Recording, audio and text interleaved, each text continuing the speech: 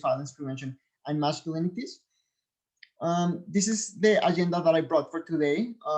This engagement is part of our Joy Line project, which is a project that works to bring awareness about sexual violence prevention and gender equity. It allows us to work with post-secondary students in order to engage them in these conversations and offer these sessions. So I'm going to start by telling you a bit about White Ribbon. Then I'm going to move on to share some details about the project.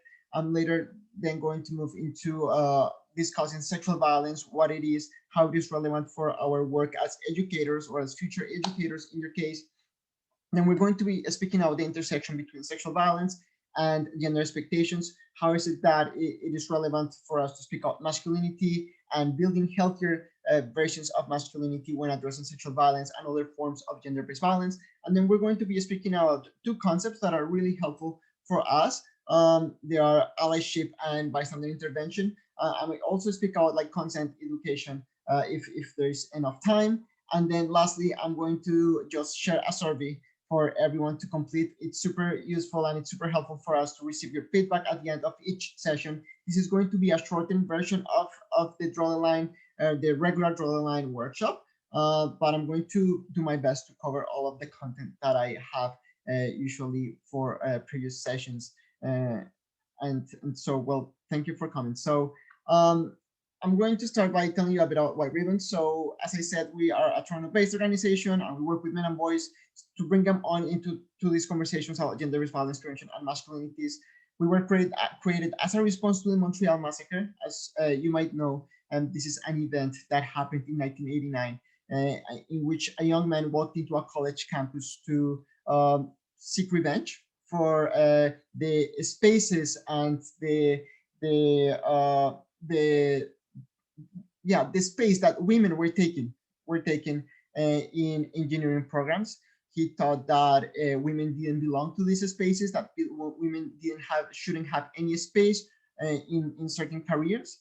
And so he decided to walk into a college campus in Montreal, and he was looking to harm and kill women, and he murdered 14 women through this act of violence. And so in 1991, folks across Canada were looking to have a conversation to engage various communities in order to create education about the prevention of these issues. How is it that as a community, how is it that as a nation, we can address this issue from a preventative stand? And so we started having the National Day of Remembrance, which happens every December 6th. And for that very first version, folks realized that a lot of women were taking part of that conversation, but not really a lot of male identifying individuals. They were just not being very involved in the conversations. So a group of men from the city of Toronto decided to create the White Ribbon campaign. And our entire goal is to just open up spaces for young men to have conversations about accountability, about their role in the prevention of gender-based violence, about allyship, and about having healthy relationships, about the skills, the tools that we need as human beings in order to have relationships that are safe, healthy, and that can just like offer the best from us and create a future free of violence. As I mentioned, this engagement is part of the Draw the Line campaign. This is a campaign that was created by Action Untitled and the Ontario Coalition of Rape Crisis Centers.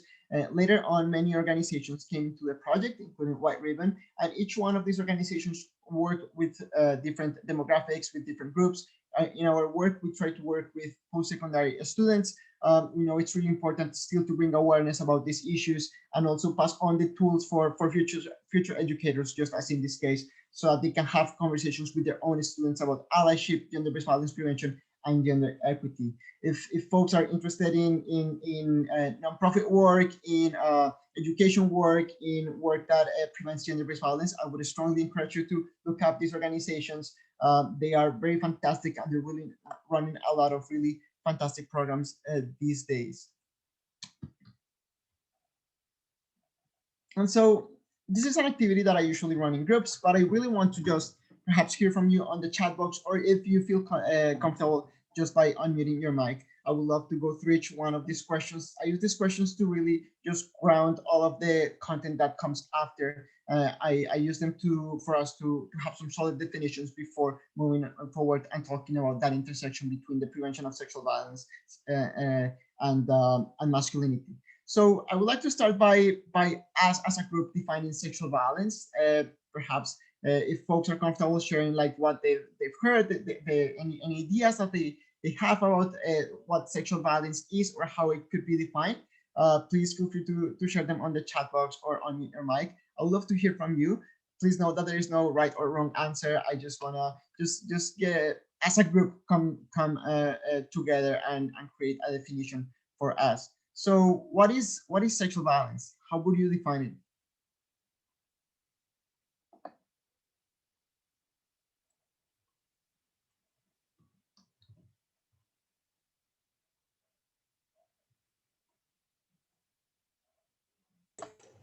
I have a question.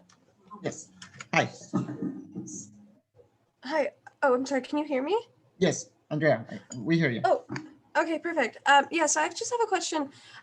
Sexual violence, do you mean like based on someone's sex, or is it like, sexual assault? That's a really great question. So when we speak about sexual violence, we are speaking about a type of gender-based violence, and gender-based violence we can define as violence that is that can be perpetrated based on power differences between different genders in our communities. So I think that probably fits better into the first description that you gave us, like any type of violence that is based on any on differences of power in gender. And then when we speak about sexual violence, we're talking about an issue that is a bit more specific. And I'm seeing some contributions here on the chat box. So I'm going to read them out loud and see what we got. So let's see. Let me just go up. Okay. Impeding on one's physical boundaries. That's great. Thank you. Rape, sexual assault. Okay, those are examples of sexual violence. Great. Any sexual act or attempt to obtain sexual acts by violence. Thank you so much. Acts of violence of or discrimination enacted or perpetrated based on an individual's perceived or identified gender or sex. Thank you so much. That is also part of this definition of sexual violence. Any sexual act or, okay, this is great. This is exactly the definition that I have here for us, the one that is mentioned by Halis. I hope I'm pronouncing your name well. This is a definition that comes from an organization that works to eradicate sexual violence at the post-secondary level as well. There are a student-led organization that works across Canada, and they do define sexual violence as any sexual act or act targeting an individual's sexuality, gender identity, or gender expression, whether the act is physical or psychological in nature, that is committed, threatened, or attempted against an individual without that individual's consent. So we have this idea of a lack of consent. We have this idea of any act. It can be physical, it can be verbal, it can even be a gesture that targets someone. And we include in this definition also any act of violence or harassment or intimidation against someone's gender expression, sexuality, or gender identity. Something that is really important for us to keep in mind as we have this conversation is that sexual violence is often spoken of as just different and different and unrelated acts of violence, for instance. So we often, as a society, lack to see a connection between those acts that are verbal, those forms of sexual violence that are verbal or are gestures, and how they connect to greater forms of sexual violence, for instance, sexual coercion, street harassment. And something that is really important for us as an organization is to bring awareness about how sexual violence lives and exists on a spectrum, right? We know that language enables action. Language is a way in which we transmit ideas, in which we create permission for behavior, or we create standards of behavior.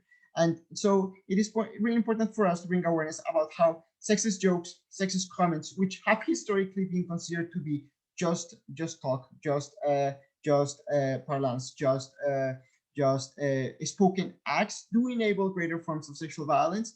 And I think it's been for too long that we've dismissed these forms of sexual violence as just comments, and it's really important for us to start bringing awareness about how they enable other forms of sexual violence, and thus being prepared, the importance of being prepared of challenging those sexist comments and those behaviors that might not be considered by our culture, unfortunately, as forms of violence even, or as serious, but they are, and they do have very negative impacts on our communities and for folks who are at greater risk of sexual violence. Now, something else that I would love for us to discuss and hear from you is, how do you think sexual violence is related to your future role as an educator? Why is this relevant for you as someone who's going to become a teacher, who's going to be working with youth, who's going to be taking a great role in really shaping young individuals' worldviews?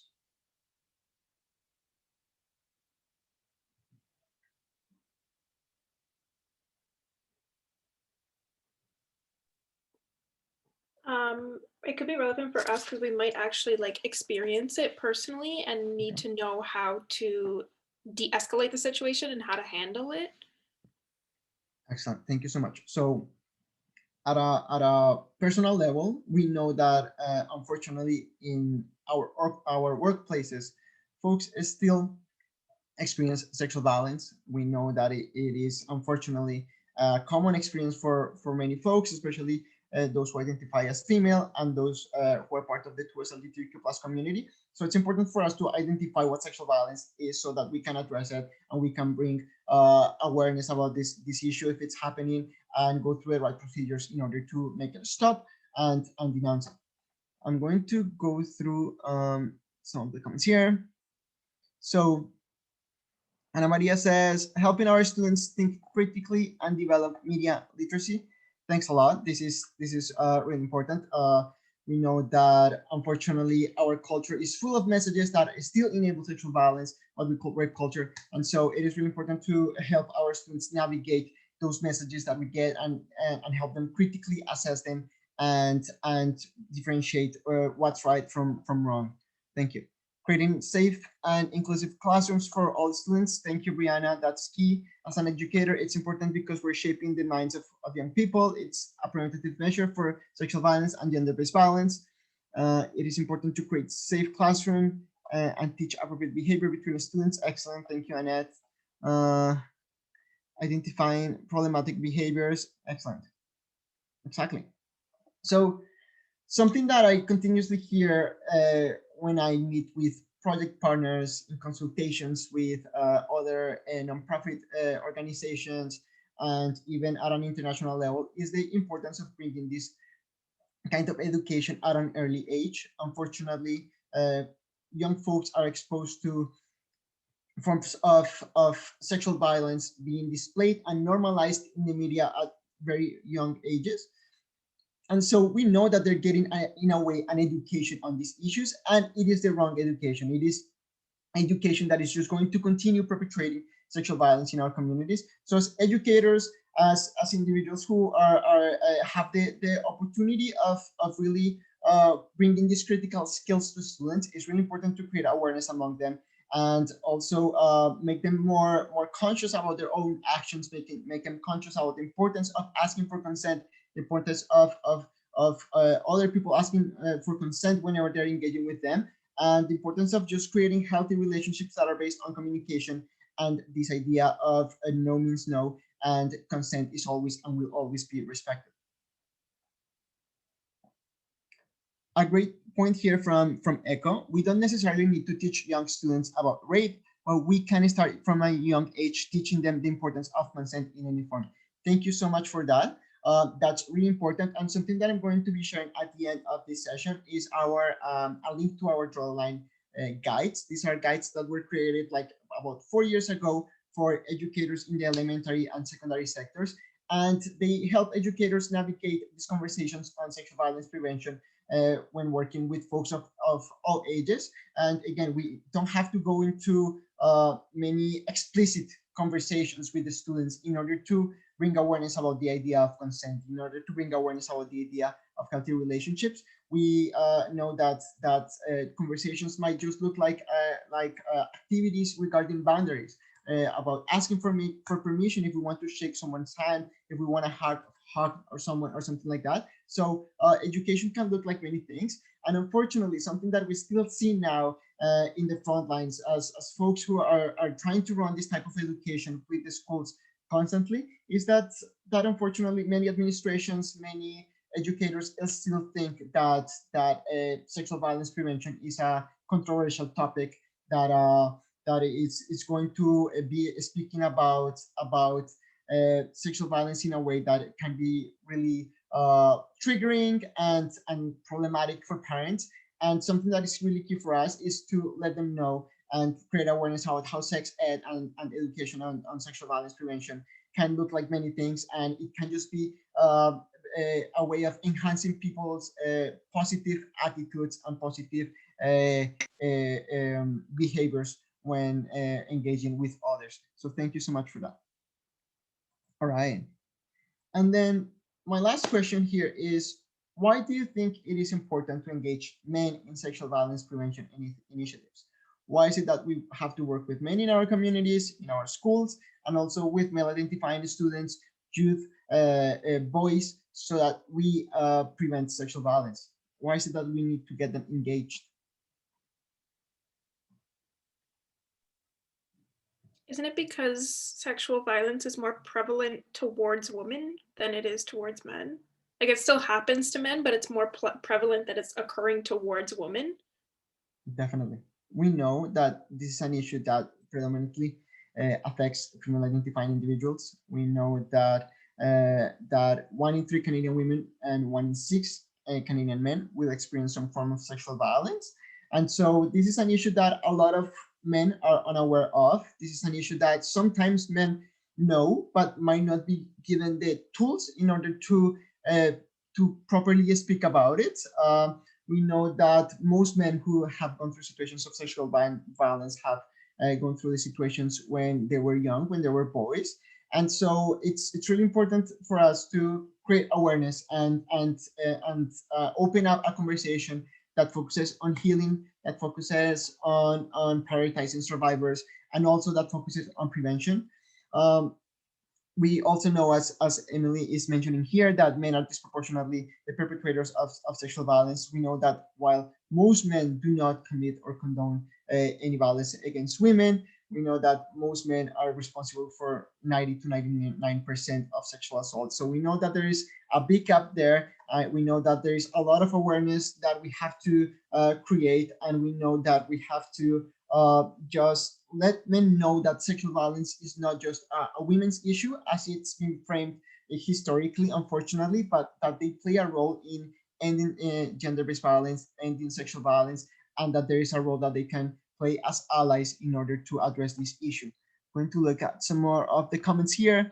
I think that since women are most often the targets of sexual violence, asking men to see it from women's perspectives by engaging and educating men might help prevent sexual violence. Thank you, Cecilia. Heather says sexual violence is based in patriarchal views which hurt everyone, not just women identifying people. Thank you so much, Heather. I really appreciate that.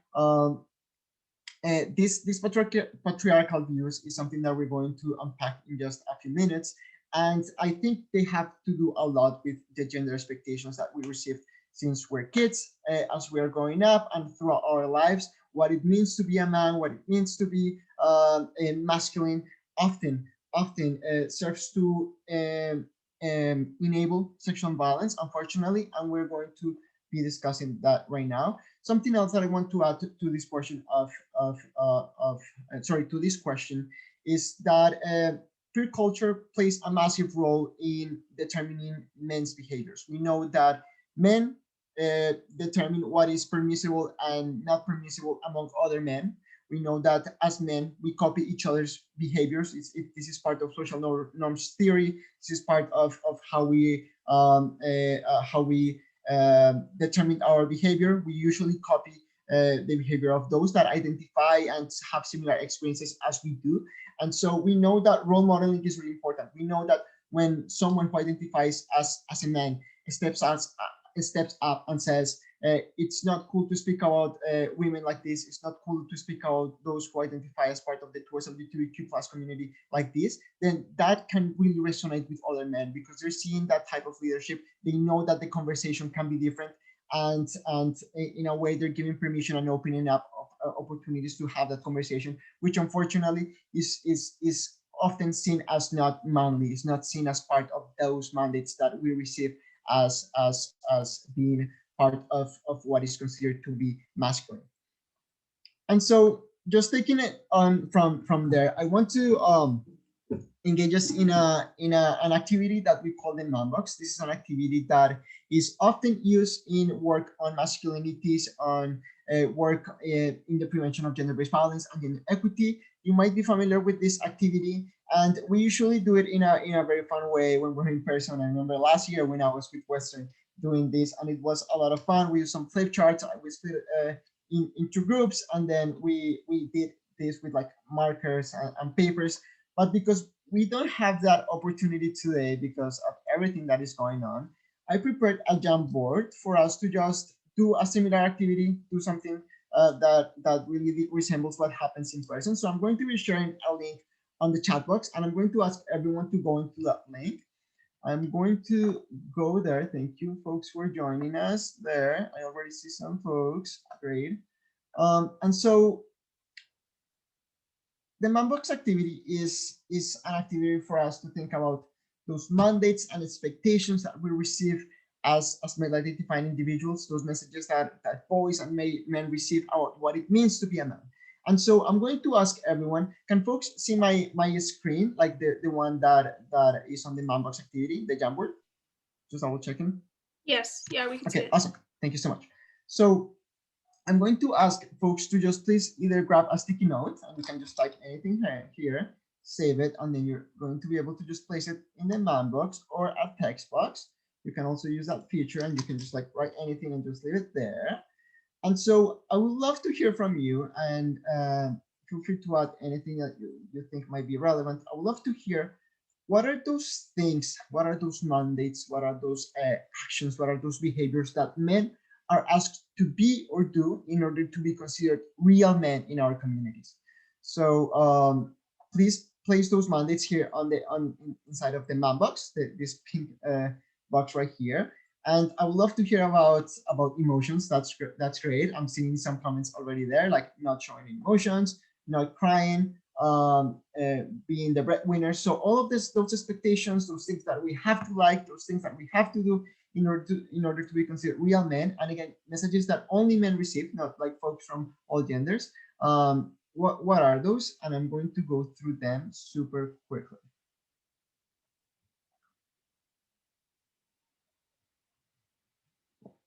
I'll let you add some more sticky notes there.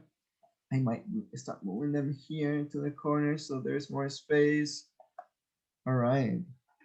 Okay. Oh, these are great. Thank you so much. I might just make it bigger.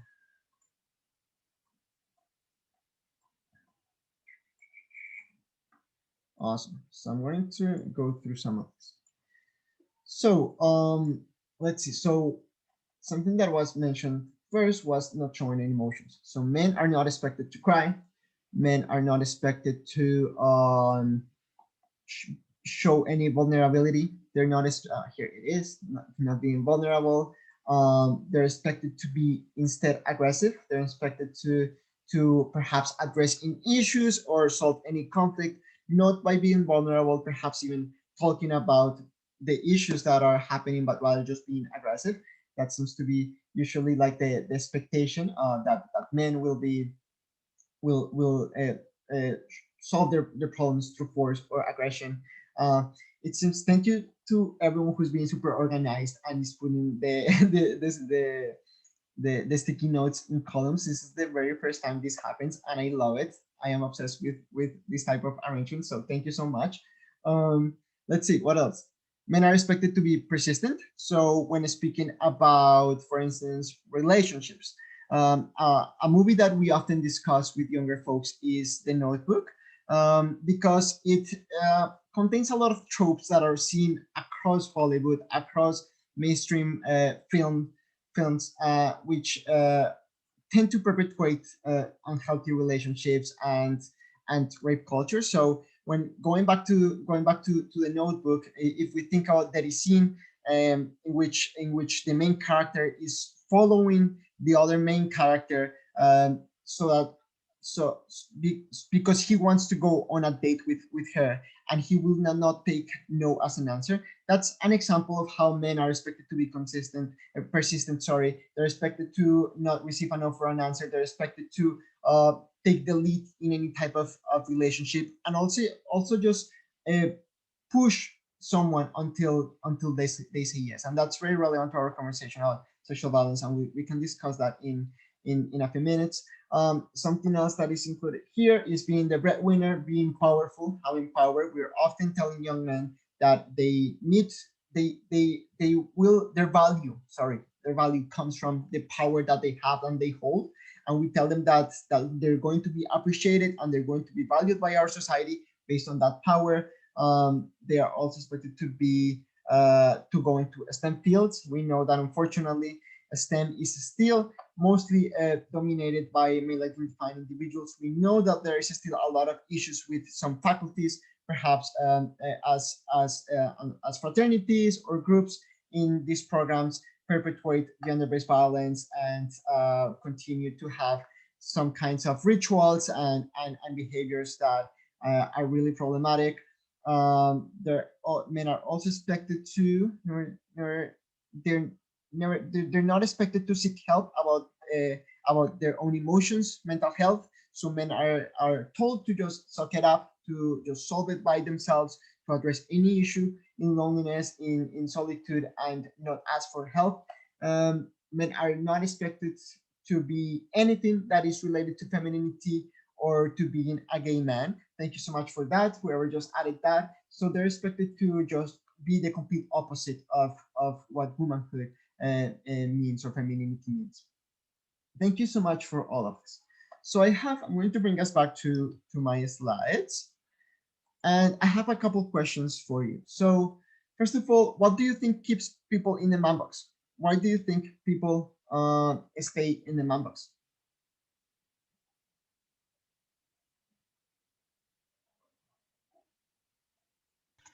I can answer that question, David. Yes, thank you, Jeremy. I would probably go to maybe like the wolf pack mentality of being feared of being ostracized or removed by that wolf pack. Obviously, you see that in animals, canines, wolves, coyotes. I'm feeling the same thing is evident as well. Not just with men, in my opinion, but with human beings in general, of having to follow the norm or be ostracized by your peer group or your community. Absolutely. Thank you so much for that. I didn't know this about wolves, but this is a great analogy. We're afraid of not belonging. We're afraid of not being loved. It's very human to want to be part of a group, to be to have peers, to have families, to have support from others, right? And so we're really afraid that if we don't follow these mandates, we're going to be ostracized. Unfortunately, that's something that still happens. Men are going to be bullied, men are going to be harassed often if they don't follow these mandates. Things have changed a bit in the last few years, I would say, but still, we hear from schools, we hear from even adults that there is a lot of shame towards men who don't follow these mandates. I'm going to read some of the comments right here.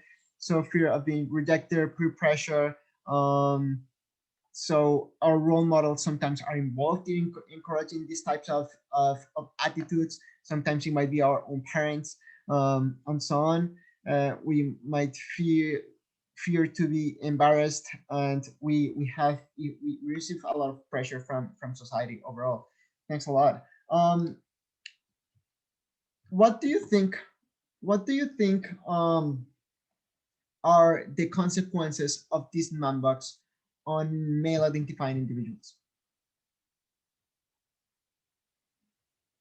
Do you think it's possible to go through life sticking to the mandates in this man box, or do you think there is a price that folks have to pay whenever they stay here? Well, I was recently watching a documentary on Netflix, and there's this serial killer who's being interviewed, and he was also a serial rapist, and he killed prostitutes.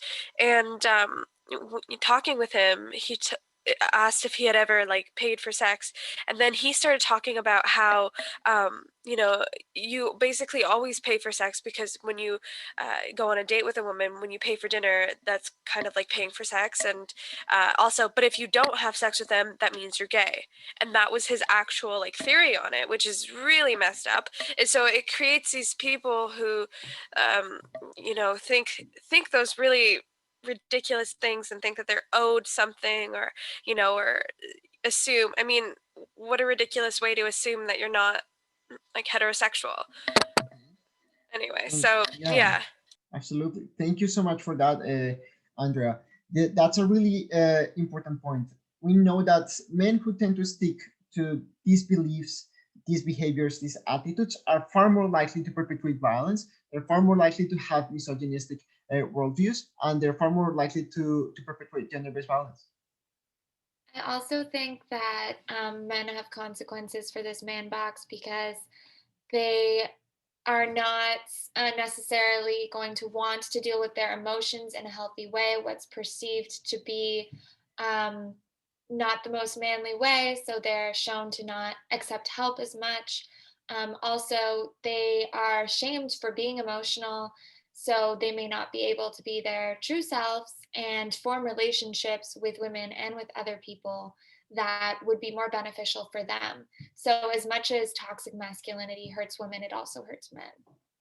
Absolutely. Thank you so much. Thank you so much for that. So, of course, so at an individual level, at a relational level, we all need to have the skills to troubleshoot any issues that might happen in our lives. It is completely normal for us to go through situations of mental health, situations in which our relationships might not be perfect, situations in which we might be ashamed, or we might be frustrated at other people in our lives or at ourselves.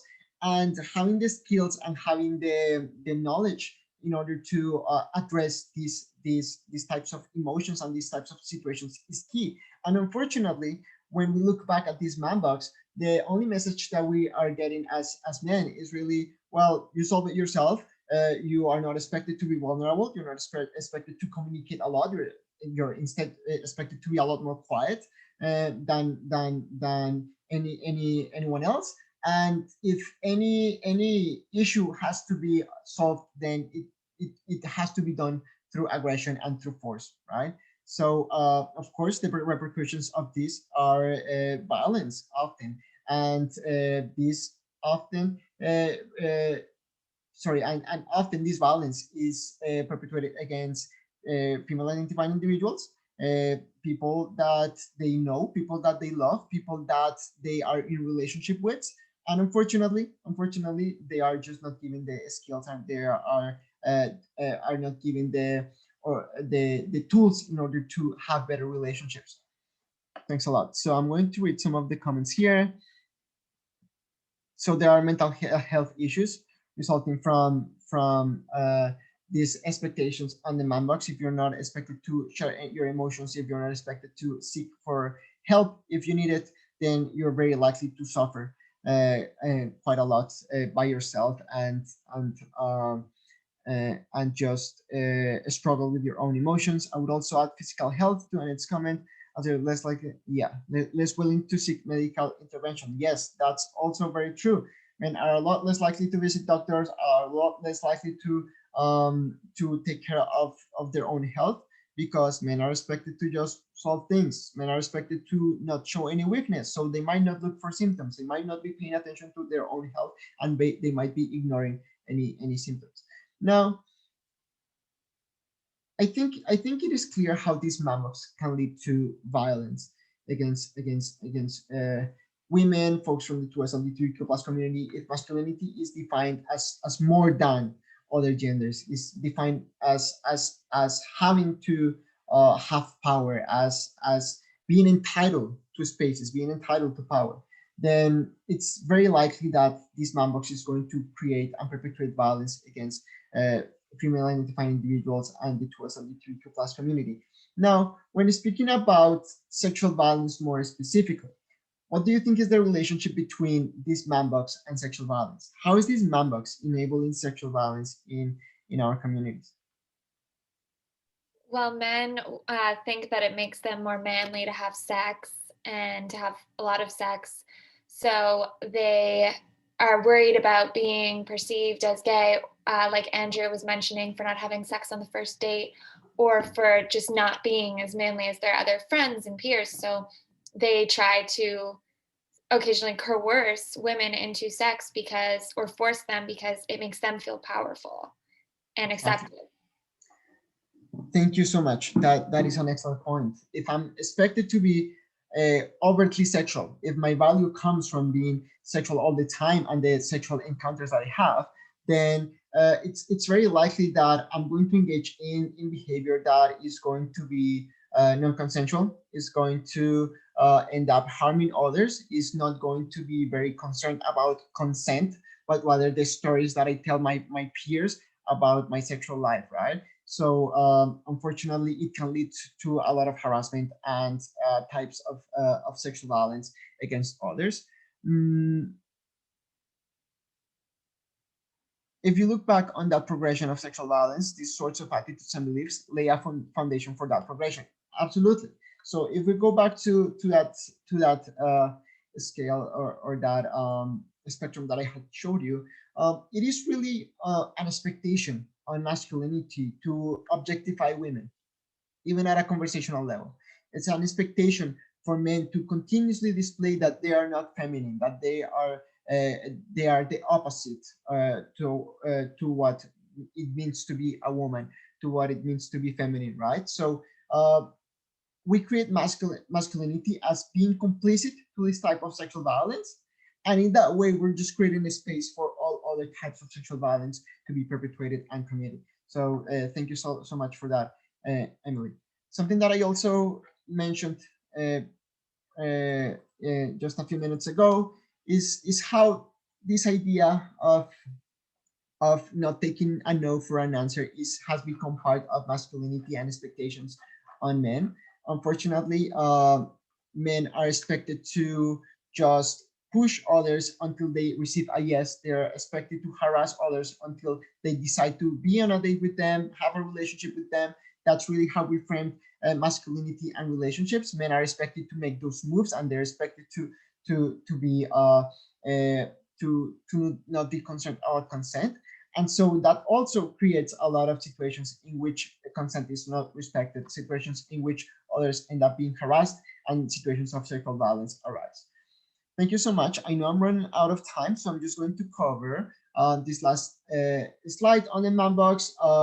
Just as I mentioned, folks who follow the mandates on the man box and try to stick to those behaviors and attitudes are a lot more likely to perpetrate and also face situations of bullying, and they're far more likely to perpetrate sexual harassment against women and girls. This is not a surprise given all the conversations that we just had about the expectations on masculinity and how they intersect with sexual violence and enabling sexual violence. And so I want to end by quickly going through three concepts that are very key in the prevention of sexual violence. I'm going to start with allyship, and I'm going to unpack it really quickly. And while we often speak about how we can implement allyship at the post-secondary level in our classrooms right now as students, I think that for you, for this specific group, it's also really important to bring up how you will be allies to your students, those who are from diverse backgrounds, those who are from different communities, because unfortunately there is still a lot of there's still a lack of representation when we speak about educators and diverse communities. It's often the case that most educators are not going to be able to relate to a lot of the experiences of many students.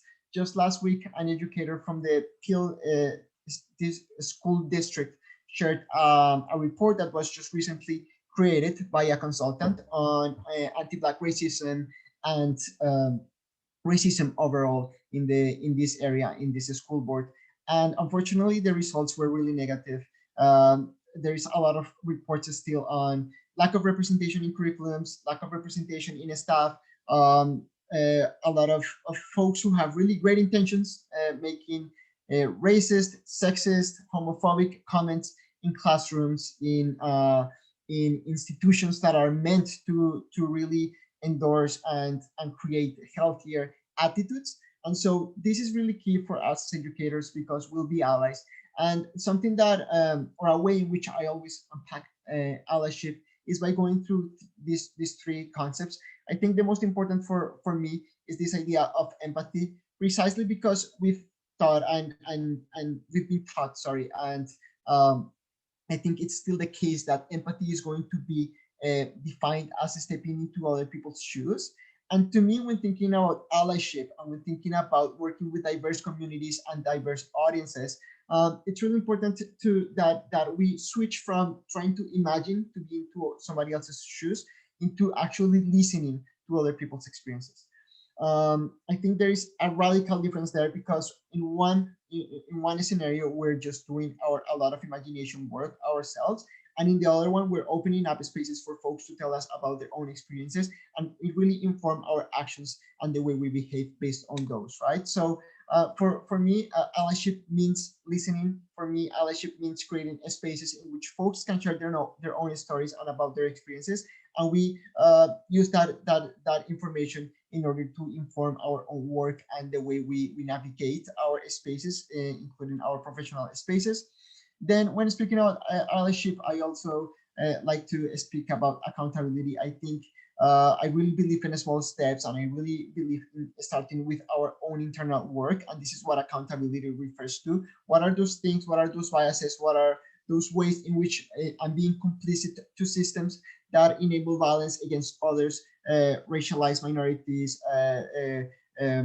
gender minorities, and so on? So how am I being part of the problem, and how am I willing to change in order to disable those systems that enable violence against others? And then action. What are those things? What are those little small things that I'm doing on my everyday lives that are that mean really perhaps stepping out of my comfort zone, but at the same time are lead to a world that is more inclusive and create safer spaces for everyone.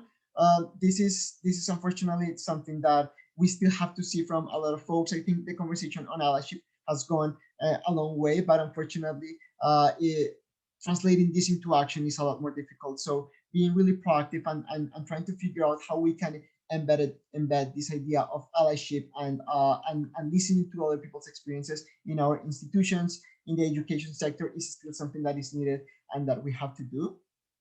Something else that is super key for us as we create content and any type of education tool to address sexual violence is the idea of consent, the idea of creating consent education that is accessible for different age groups, that is accessible for everyone, and that is easy to understand. We usually use tools just like this one here on Planned Parenthood, but we also have many lesson plans that I'm going to be sharing in a minute that really unpack this idea of consent. We know that consent education is relatively new. We know that for many of us, well, I'm sure I'm likely older than you folks, but for many of us and folks in my generation, the idea of consent was not mentioned at all in our schools. I did attend some high school here in Canada, and any education related to consent was just messages like guys don't have sex with anyone who's drunk, because they might tell someone that you sexually assaulted them. That was our teachers in grade 11 and 12, what they were saying to us. And then it really took a lot of years for us to really learn about these issues and how to properly address them. And unfortunately, I think it's still the case that a lot of educators are not engaging enough with this type of education. So it's really important to create awareness about consent and the different ways in which we can create a consent culture in our workplaces and in our own personal lives. And then lastly, a tool and a skill set that is really key in the prevention of all forms of gender-based violence, but also sexual violence. And I think this model has been really pushed by the post-secondary sector, and a lot of research has really now supported that this idea of bystander intervention really works in changing attitudes, but also in creating safer spaces. And so it refers to the idea of you see something, you do something. Unfortunately, when speaking about situations of sexual violence, folks are very unlikely to intervene if they were to experience or witness a situation of sexual violence. They're very likely to look away. They're very likely to just think, well, that's normal, that's how boys are, that's how men are expected to behave. And creating awareness on this idea of intervening and stopping situations of violence, especially sexual violence, which unfortunately is so normalized in our culture, is really important. And so something that we do, and because of time, I'm really not going to cover all this right now, but something that is really important for us and is here on this slide is the idea of providing young folks, our students, with different ways in which they can intervene in situations of violence.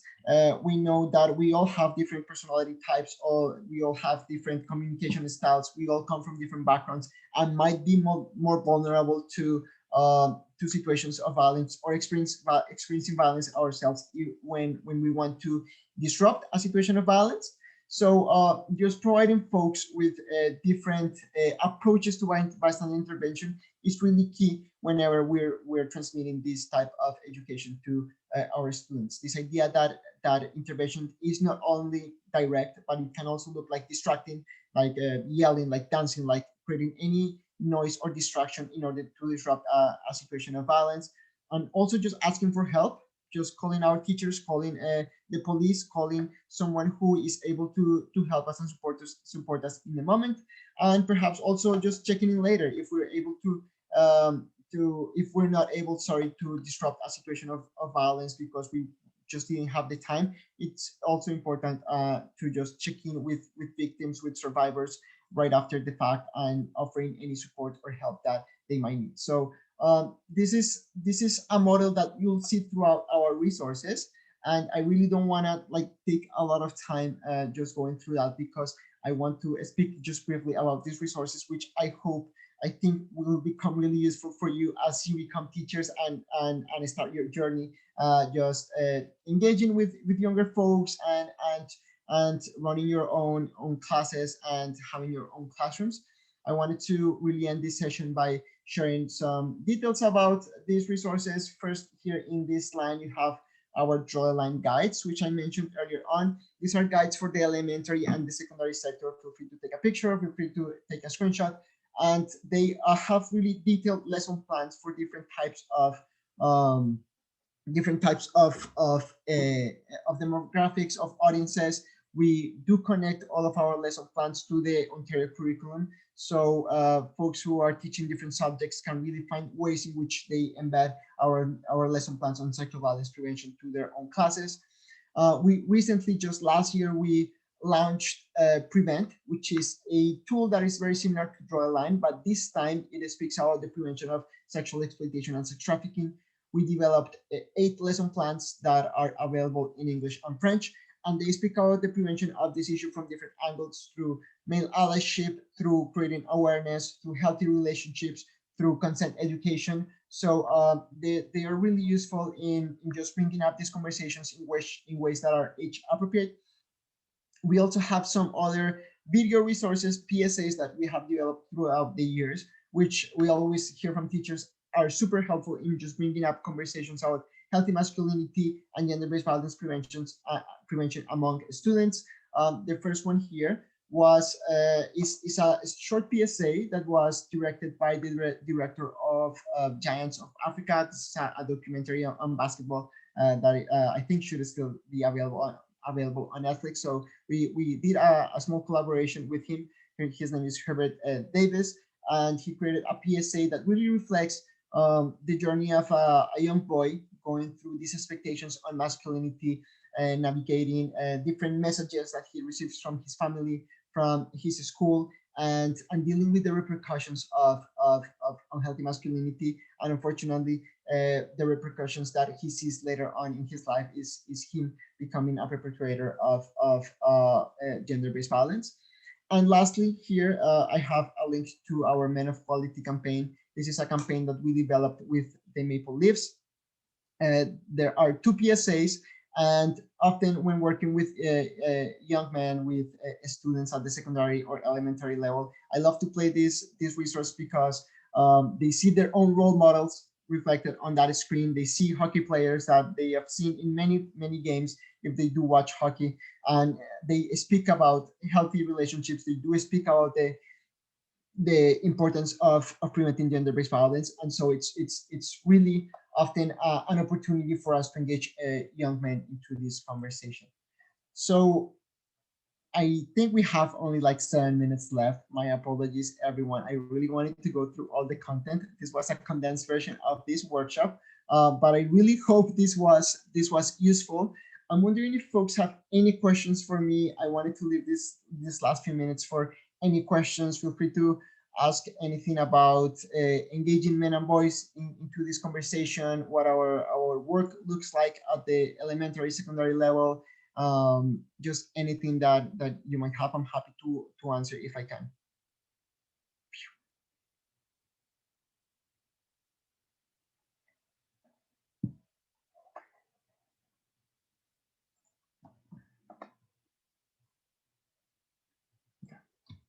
So I'm going to share our survey here on the chat box. In the meantime, thank you folks who are saying thank you. Thanks a lot for coming. And I think I see a question. Okay, you mentioned how the work connects to the Ontario curriculum. Were you talking about the White Ribbon organization specifically? So I'm talking about some of the resources that we create. So I can share an example. Sorry, can I share an example with you from our recently developed resource on the prevention of sexual exploitation and sex trafficking.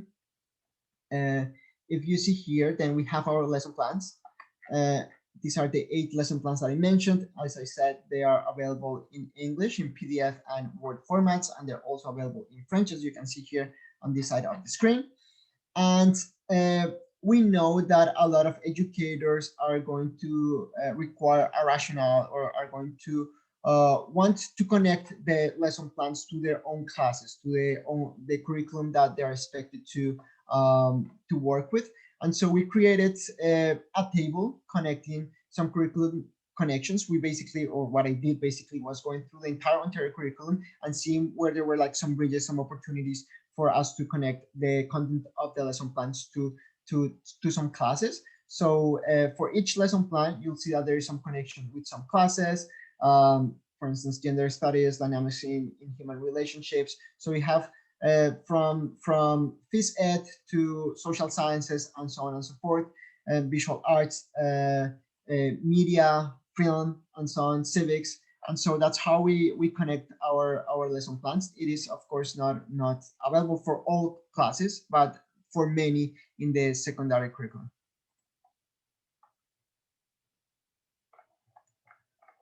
Okay, I thought there were more questions. If there are any more questions, please feel free to let us know on the chat box, or feel free to just unmute your mic. Thank you everyone for coming. This was great. I hope next time we have more time. I know last time I was at Western, folks requested a 2-hour session, so maybe one day we'll make it happen. Okay, elementary, yes, of course. So let me just go to our website. I'm going to share our site for the elementary draw the line guide. So here on the chat box, I'm just providing you with a link. This is our draw the line guide. We used to have hundreds printed, but we ran out of them. They were really well received by educators. And so now the only format available is a PDF, which you can just print. It's really just open for the public to use, so you can print it. And this is the guide for the elementary sector, and you'll see the type of connections that I was mentioning with the Ontario curriculum for that elementary sector. And I think these lesson plans are wider in reach when speaking about the classes that they found connections with. I think there are connections with math class, with science class, which is something that we were not able to do when working on the prevent resource.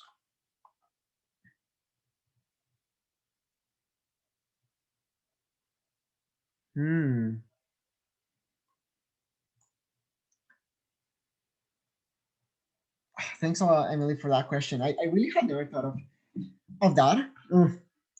I know that whenever I had a class that was of what was boys, men, because it was like a really binary way of seeing gender. Back when I was in school, I often felt like there could be a lot of perpetuation of those stereotypes of masculinity. There could be a lot of boy talk going on. So if this type of arrangement still happens and folks are divided by gender, which is I think unfortunate. I personally think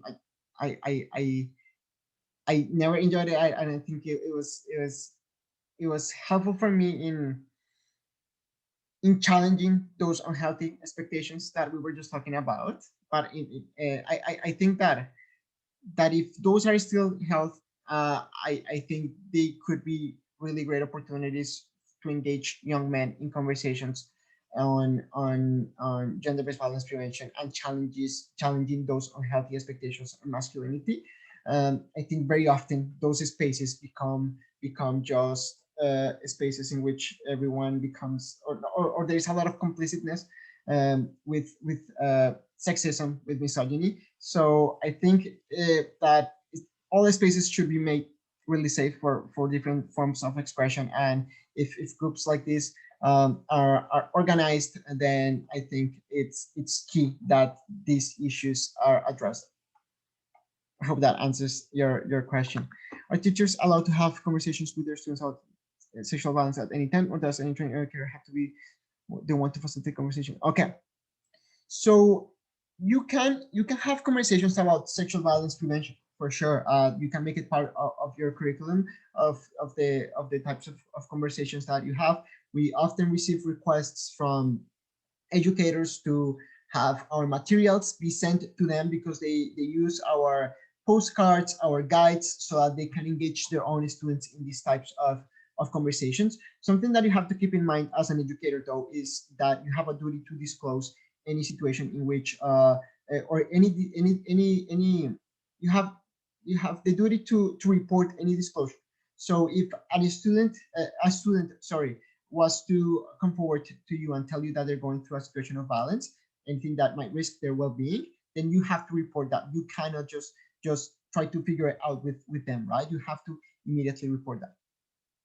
If it's someone under the age of 16, I believe.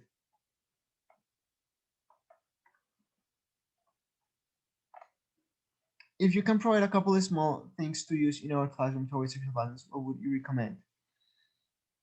I think it's really key to really engage students in these types of conversations on daily basis. And honestly, just small activities that can take 5 to 10 minutes at the beginning of some classes can really go a long way. So having conversations about boundaries. Hey, why are boundaries important? Why is it important that I ask someone if they want to be hugged if I want to hug them, right? Why is it important that I ask for permission to use somebody else's utensils like pencils or anything like that, right?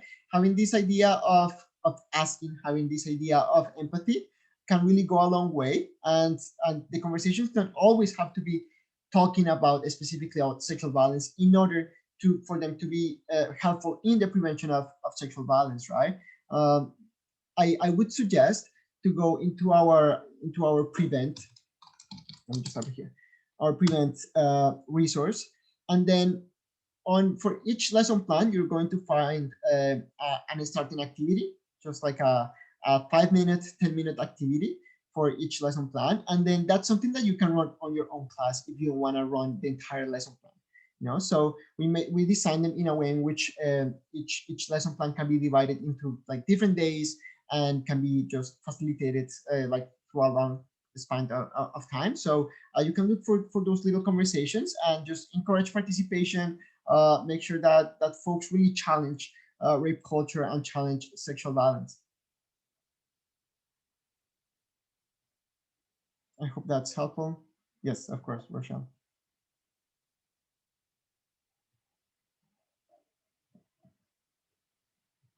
Well, thank you so much, David, for sharing with us today. That was a great presentation.